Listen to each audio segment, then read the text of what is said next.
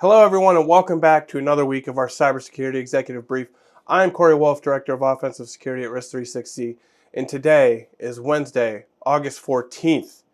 I, along with the rest of the Offensive Security team at Risk360, are returning back from DEF CON, which was an awesome event, lots of cool things going on, great weekend.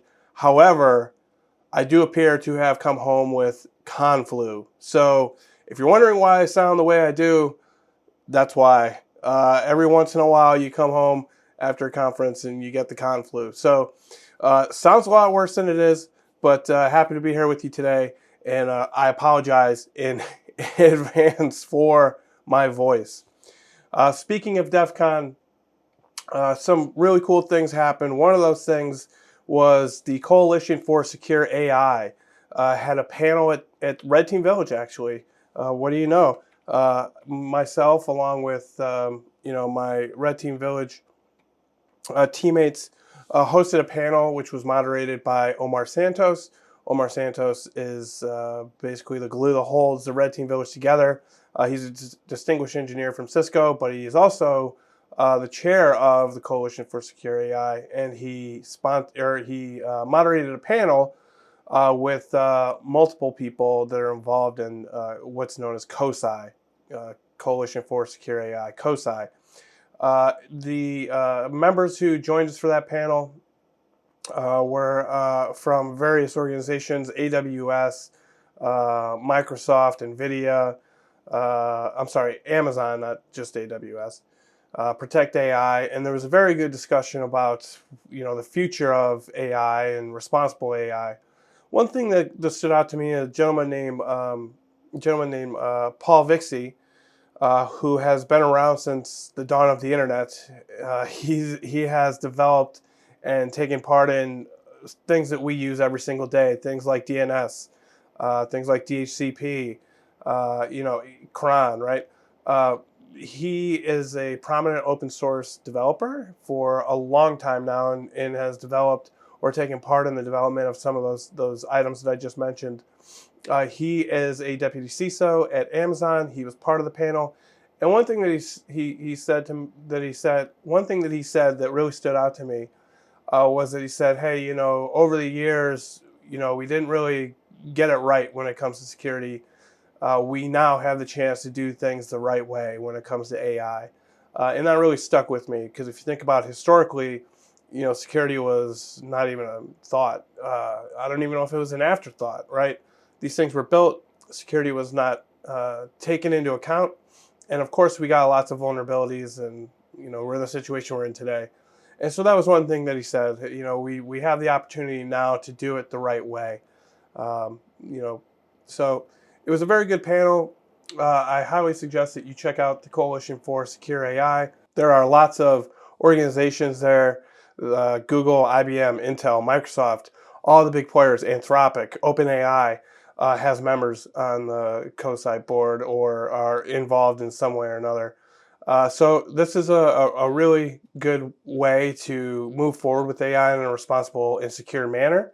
It is what's known as an OASIS open project, so anyone can get involved and contribute, whether they're a sponsor or not. Yeah, that was a very good panel, something that really stuck out to me, and I'm glad to see that things like CoSAI exist. There are a couple other big things that happened this past week. One of them was the 0.0.0 O-Day. So this is an attack that was discovered, I believe, by Oligo. There we go. And so this is a vulnerability wherein, so what happens here is that a malicious website can basically pivot through the browser. So they can have some sort of operation on the website that when a person visits that website, they can then pivot and access other devices on the local network. So I believe, let me double check. I believe it's only Mac OS and Linux, yeah. So this is only on Mac OS and Linux. It does not affect Windows devices, as Microsoft blocks the IP address at the operating system. So this really stems from what they refer to as inconsistent implementation of security mechanisms and lack of standardization across different browsers. Uh, they're saying it's been around since 2006, and this really has to do with local filtering and different things. So, like for example, if you ever remember back in the day, Internet Explorer had basically I forget what they were called, zones, right?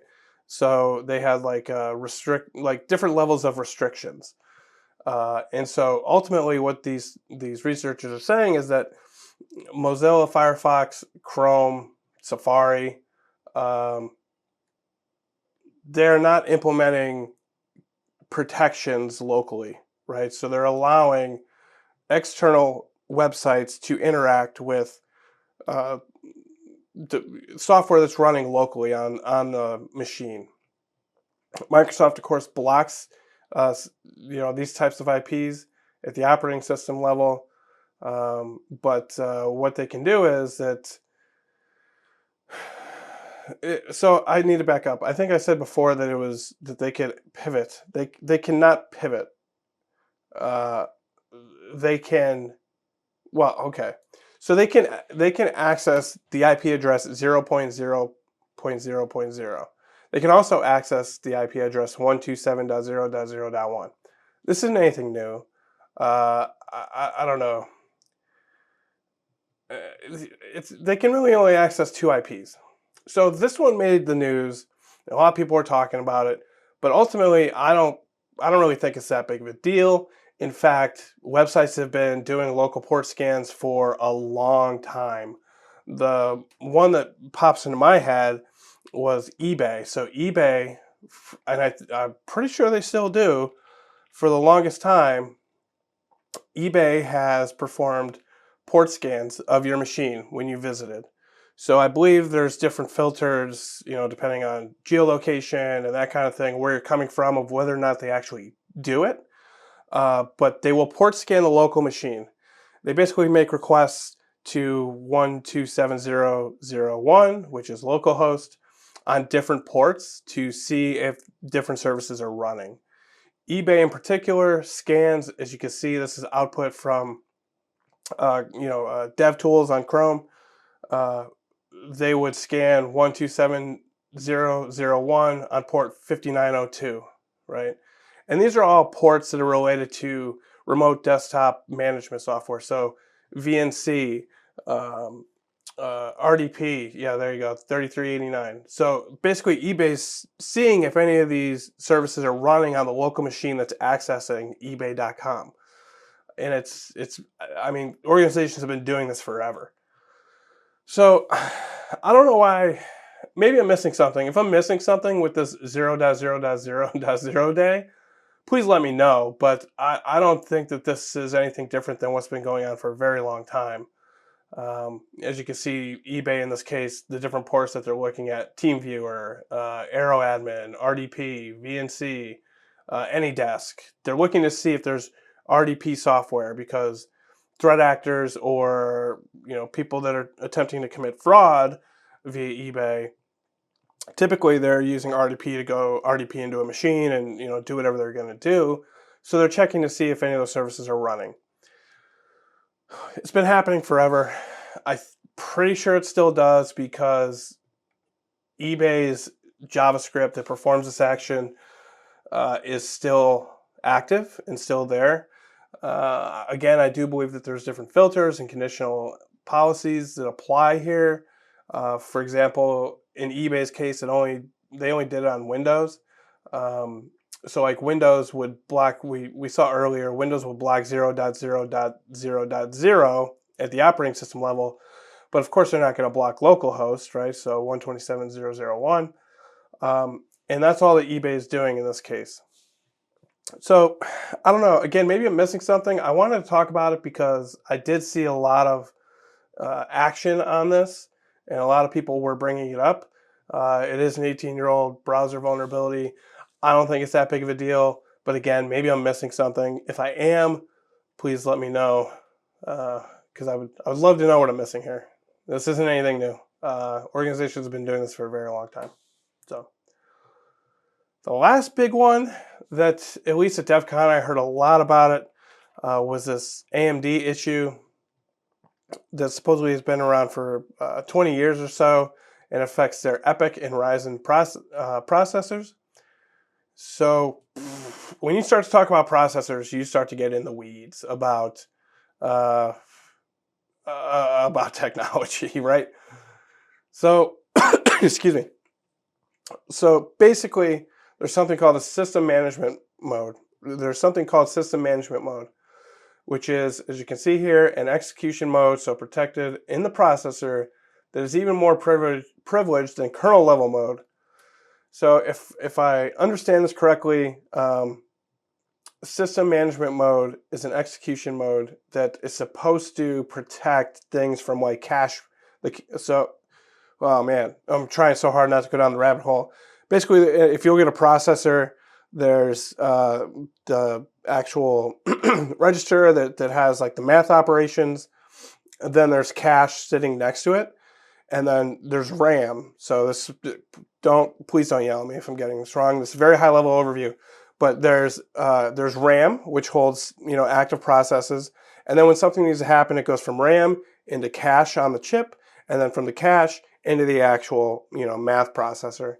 And so what happens here is that system management mode is an execution mode so protected in the processor that is even more privileged than kernel level mode, which is basically saying that you can write and manage and mess with the cache on the actual chip. IOActive discovered this, and basically they bypassed system management mode so that they could write to the cache. And basically they're saying it's a threat because threat actors could drop a rootkit or bootkit rather onto that chip, and you basically wouldn't even see it because if you think about the levels, this is so excuse me, this is so low level that the operating system is not going to see it. It's not going to be able to even know that it's there. So how would you detect it? You would need physical access, you would need kernel level access to the machine, which at that point, I'm not sure that's that big of a vulnerability. However, organizations like intelligence agencies would absolutely use something like this.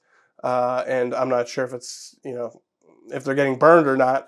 But AMD has released a patch for this.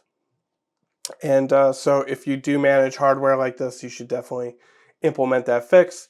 But again, if you think about attack complexity, what's needed to actually execute it, this is why data centers are like Fort Knox, right? This is right here, right? This is why data centers are like Fort Knox. I think you might be able to do it from an external perspective. I don't know. I don't think so, because how would you? I think you would need actual physical access. But this is why data centers are so highly protected, and I don't know.